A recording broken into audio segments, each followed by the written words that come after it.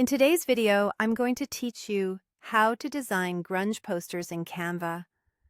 We'll start from a clean slate so you can see every move. Open a blank template in Canva at the poster size you prefer. With the canvas ready, head to the Elements tab. In the search bar, type letter frame. These are special frames shaped like letters that let you drop textures or photos inside. Choose your first letter and place it on the canvas. Then insert a second letter frame so we can build a bold, two-letter centerpiece.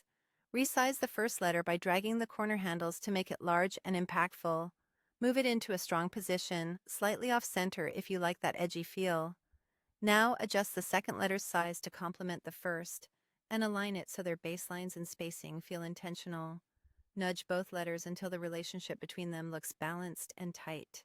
Back in Elements, search for grunge. Click. See all so you can browse a wider selection.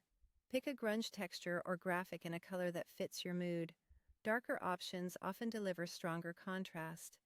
Drag that texture straight onto the first letter frame to fill it. Add the same grunge element to the canvas again as a separate piece. Crop and position this overlay so it reinforces the texture within the first letter, then adjust its size until the edges and intensity feel right. For the second letter, return to Elements and choose the same grunge style in a different color to create a duotone effect. Drag it onto the second letter frame to fill it. Add that same element to the canvas again, crop and resize it, and align it with the second letter so both letters share a consistent texture logic. Open the Layers panel and bring the letter frames to the front. This ensures everything else sits behind your focal point. Back in Elements, search for a black gradient.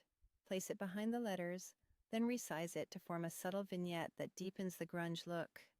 If needed, send it backward again and fine-tune its position and scale so it supports the letters without overpowering them.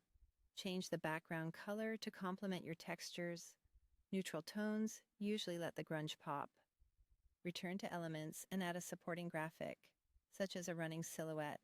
Resize it to fit the composition and then position your elements together so the overall design feels centered and cohesive.